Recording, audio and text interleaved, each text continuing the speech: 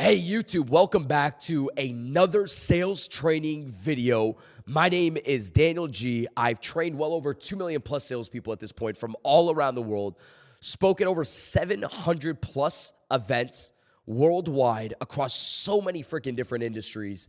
And I'm happy to say that this YouTube channel, you don't have to pay me $1 to come to one of my virtual events or show up to one of my events at this video right now.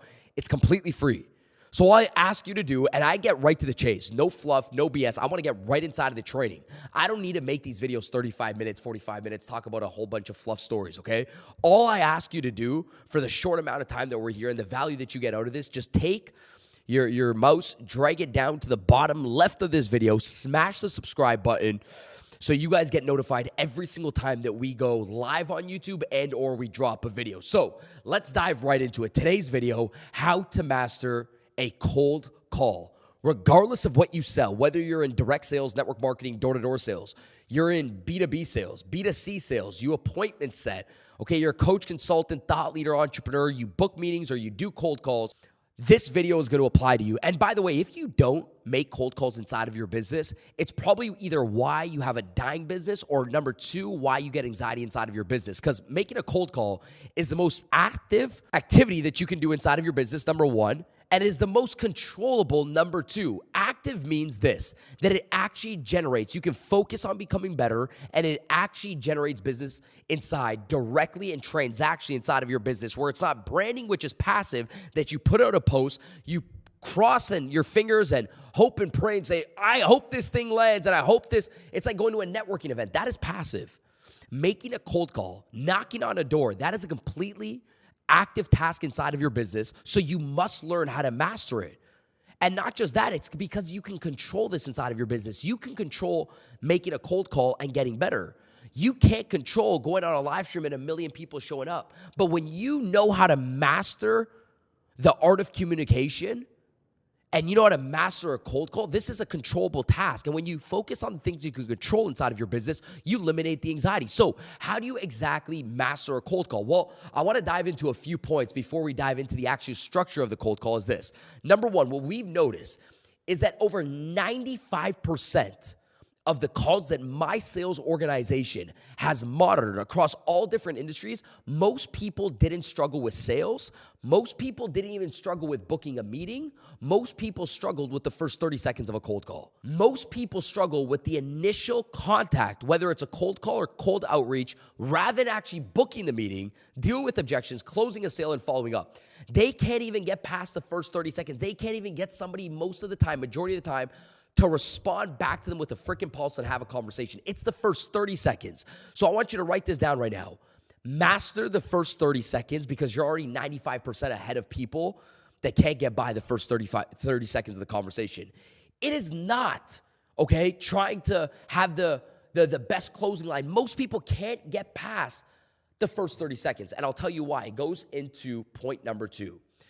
The reason why they can't get past the first 30 seconds is because they start with their product and service in mind. Write this down. Point number two, start with their no in mind rather than your service product offer. Can I say that again? Start with their no in mind. Don't start with your product offer and service in mind. Start with their no. Don't start with your product offer and service. Write that down. Start with their no in mind. So what does that mean? Well, if you start with their no in mind, you go into point number three, where you can anticipate what they're going to say so you can eliminate it before you get on with the conversation. The only way actually to get inside of a conversation is to start with their no in mind. So let me break down something for you. I think something is called sales insanity. Sales insanity means this, that you say the same shit and hear the same response and you go do it on the next call. That's called sales insanity. You guys ever see the quote on Instagram where it says the definition of insanity is to say the same thing, to do the same thing and get the same results. That's insanity. In sales, I have something called sales insanity. You say the same thing, you hear the same objections, and then you go do it on the next call and the next call. That's called sales insanity. That's like being inside of a retail shop and the the person that's selling clothes in the retail shop comes up to you and says, "Hi, sir, are you looking for anything in particular?" Like, "No, thank you, I'm just shopping." And then the next person comes in, the retail sales lady or salesman says, "Hey, by the way, are you looking for it?" "No, thank you, I'm just shopping." How do you not for a second say, "Wait, you know what? Oh shit, I think I got to change up my script. I'm going through sales insanity." You're repeating the same thing and hearing the same objection. It's not how I'm a master objection handler. It's why you getting the same objection. If you start with their no in mind, it's going to be much easier to anticipate and eliminate the objection. And inside of sales, if you seek to understand and you don't seek to reply, you will get the common denominator no, especially on a cold call or cold outreach. Now, this could be applied for cold messaging outreach too. You will figure out the common denominator. So inside of cold calling, what is the common denominator? Start with their no in mind. It is, "I'm not interested. I'm too busy. Call me back. Send me over some information." Can I say that again? There's only like 3 to 4. That's their no. You start with it in mind. If you seek to understand, you will start understanding, oh, wait, they're only saying like 3, 4 things. "I'm not interested. I'm too busy. Call me back. We're already working with somebody. Send me over some information." 5 max. And the top 2 is like, "I'm not interested. I'm too busy." Right? Those ones are the ones that people struggle with to get past the first 30 seconds. Why am I saying that? If those are the main objections, "I'm too busy, I'm not interested," guess what you're going to do? You're going to start off your script with their no in mind. So now let's dive into the strategy. How not to do it, how to do it. Most salespeople, how do they make a cold call? They get on a phone and they say things like this. "This is how I don't want you to sound. And these are the words I don't want you to say when you make a cold call. Hi, Mary. It's Daniel G calling from XYZ Book Corporation. Do you have 30 seconds? Why? Number one, you just asked them. First of all, you exposed everything you're doing right off the get-go, number one. Number two, you just told them, "Hey, my time means nothing. Do you have 30 seconds? We just talked about this in a video yesterday. So the cold call opening line, you just said, number one, you're the one that's busy. You shouldn't respect my time. I'm begging for your time. And then don't say this after you're done. So number one, they say, "Hey, by the way, my name's Bob. I'm calling from XYZ Corporation. Can I just get 60 seconds of your time? Can I get your time?" You're now fighting for the time, right? Then you usually ask a question. "Hey, by the way, we do XYZ inside of your area. Are you interested in a free?" And then you ask them, "Are you interested?" Now it's just yes or no. "Hey, by the way, we would love to help you. Are you interested in getting help? Yes or no?" Now you just close off the conversation. So number one, you beg for their time. You're fighting for their time. And then number two, most salespeople say, "I just wanted to see if you were interested in selling your home, if you were interested in getting new water bottles for your office, you're interested in new pens." "No, I'm not interested. Thank you. I have no interest." Most salespeople ask for time and ask for interest in one way, shape, or form or another. Because you're on this video, you're going to start with the no in mind, not the product in mind, not their interest in mind. You're going to start with their no in mind. So here's how I'd frame it. Step number one, write this down. When you're making the cold call, this is how I like to make it. If I see their name is Jim, I would ring, ring, ring, "Jim." Good energy, high posture. I just say their first name loud. "Jim." Like me and you used to be friends way back when. I call it the 10-year relationship name calling. "Steve." Is that Steve? "Jim. Jim, how you doing? Jim, how you doing? Jim." "Yeah, it's Jim. Who am I speaking with?" "Jim, Daniel G from XYZ Corporation. Listen, Jim, I'm sitting down here." Step number two, elicit busyness. "Listen, Jim, I'm sitting down here. I got like 30 seconds right now on my hands. I got 30 seconds. I got 60 seconds. See what the other salesperson did? By the way, Jim, do you have 30 or 60 seconds? No, I got 30. I got 60 seconds. Before you tell me you're too busy, I'm going to anticipate and eliminate the objection. I'm busy too as well. Before you kick me out, I'm telling you I'm busy. Hey, by the way, Jim, I'm sitting down here. I got 30 to 60 seconds. And I always like looking at my watch, okay? Hey, listen, I got 30 to 60 seconds right now. I'm seeing if you guys can support me with one or two key points to see if we can actually help you like we did with Bob and Carl across the street. Jim, just to better understand. So number one, you ready what I did here? Jim, step one, like me and you've been friends for the last 10 years. Step two, knock off the busy objection. Busyness frame, like yesterday's video. Hey, I'm sitting down here. I got like 60 seconds. I like to look at my watch because when I look at my watch, my voice and my tone matches the way I'm looking at my watch. I'm sitting down right now with my executive assistant. I got about 60 seconds here. So I'm busy too as well before you tell me you're busy. I got about 60 seconds, but not just that. I framed them to say, hey, by the way, I got 60 seconds. That means I'm about to bounce out of here in 60 seconds. Hey, I got like 30, 60 seconds. Now I got to bounce. Then I got to bounce out of here. Jim, by the way, and then I go into step number 3, which is the qualifying question, just so I better understand, so I know that we could support you like we did with Barbara and Carl across the street. Just one key point here. Are you the owner of XYZ Bottle Corp? Yes, I am. How may I help? Or what's this all about? No, Jim. And yes, I just need to get them decision maker qualifying, right? First one, are you the decision maker? Are you the homeowner? Are you the decision maker? Okay, great. Hey, by the way, now I'm going to leave. I'm going to frame the exit so I can pull them back in. Jim, I wouldn't be able to talk about how we helped Barbara and Carl across the street with their foundation, whatever you're selling, with their water, with their heating and electric. I wouldn't be able to have a conversation around that. So I'm dripping in a little bit about what we're doing. Okay, you see I'm dripping it in every point.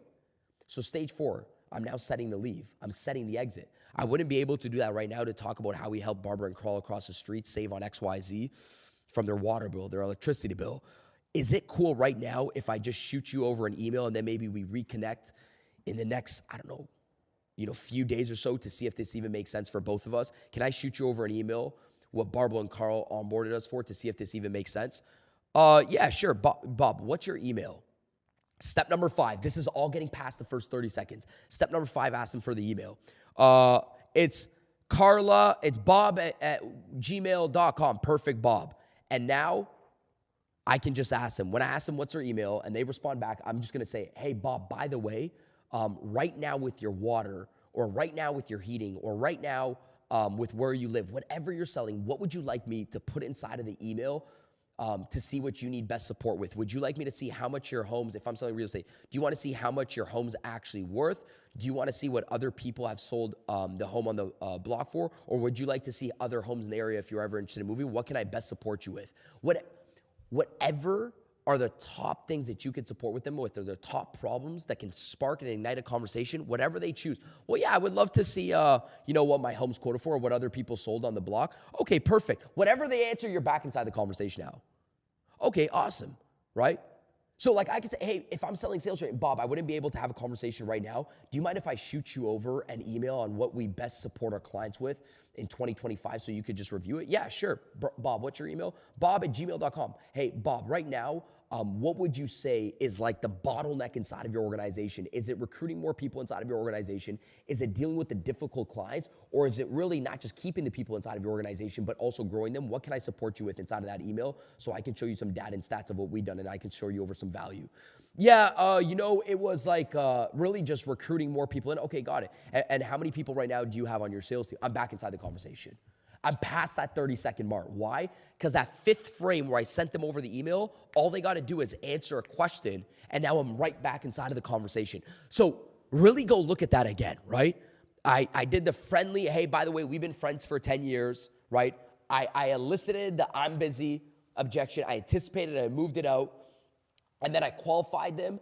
And then I also anticipated and eliminated the objection where they said, send me over some information. I'm going to tell you that before you tell me that. See, I raised an objection and moved the objection before you even gave me the objection. And then the 5th thing is I circled it back in, hey, by the way, what are your problems or what are your concerns? Because they know they can leave the conversation. If they know they can exit the conversation, I could pull them back in. Rinse and repeat those 5 steps. The most important thing to understand from this video is you start with their no and their objection in mind. You anticipate and eliminate it rather than starting with your product in mind. Rinse, repeat this video. And by the way, all of that is from my new book, okay? The Sales Game. I use a methodology inside of this video called the NRS formula, the No Resistance Sales Formula. If you haven't yet grabbed a copy of my new book, it's completely sold out, but you can head over to my website to get a completely free digital download and digital copy of my book at danielgsales.com.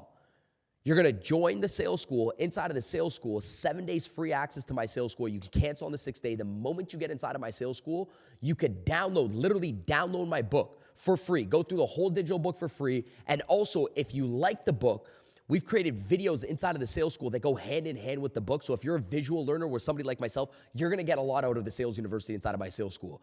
It's 7 days completely free access. After the 7th day, it's $47 a month. But regardless, go through the whole sales school, 4 or 5 days, download the book. If you don't like it, if it's not something for you, you can click exit and you don't get charged $1. The sales game, DanielGSales.com. It's inside of my sales school, free for 7 days. Download the book. I appreciate you guys. Smash the subscribe button, and I'll see you guys on the next video.